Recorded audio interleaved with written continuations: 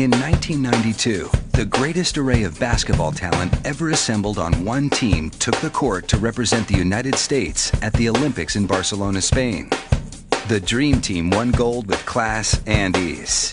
Yet their greatest game went unseen because it was played in an empty gym. Jack McCallum reveals the greatest game that no one ever saw. The Dream Team was a phenomenon, to use the cliche, of kind of a perfect storm. I always say that's the hardest thing to do in sports, to be better than your hype. This was the most hyped team of all time. When they finally got together, they delivered in a way that we didn't think was possible. Over the years, there's one basketball nugget that everybody talks about, and I call it the greatest game nobody ever saw. It took place during the Dream Team practice in Monte Carlo. Chuck Daly, the coach, said, we're going to get together, really knock each other's heads out a little bit. And to make sure that he was able to accomplish that, he put Michael Jordan on one team, and he put Magic Johnson on the other team. He kicked everybody out of the gym, and it was filmed by Chuck's personal video guy.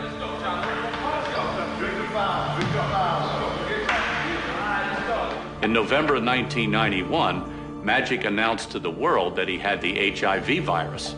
He was retiring from the game. Now here it is in late June. Magic Johnson was not only back, he was the captain of the Dream Team. Michael Jordan at this time was probably the most famous athlete on the planet.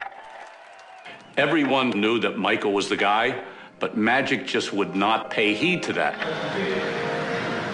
Well, the game starts out, and Magic's team gets way ahead, and Magic, as is his wont, starts jawing a little bit.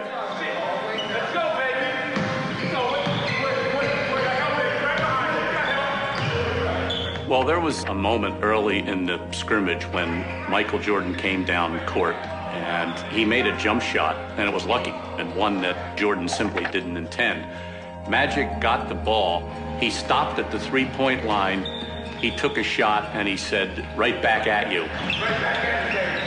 And I think it was at that moment when something went through Magic Johnson's head that said, I can duel this guy one-on-one.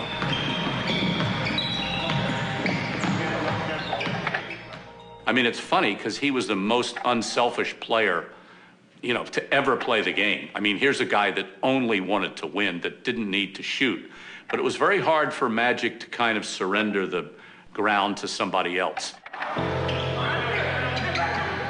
And as it progressed, the taunts became a little more personal. Michael's theme was, hey man, it's the 90s. It's not the 80s anymore. It's over for you. This is kind of my game now. Michael's team caught up. And finally, Jordan's team holds on to win. And when it was all over, you could really see that something was hovering in the air. Magic's over there shooting alone, and he's jawing at Michael, and Michael is jawing back. And finally, Michael starts singing the Gatorade song, Be Like Mike, rubbing it in a little bit, as is Jordan's wont. To this day, Michael Jordan calls it the most fun he ever had on a basketball court. I'm not saying this was the last generation of NBA players who enjoyed the game, who played for the fun of it, but this game was for the fun of it. This game was for the pride. This game was for the respect. But here you had 10 of the best players in the world who were basically knocking themselves out in this nondescript gym on a nondescript morning in an otherwise nondescript practice. And that's what resonated with me.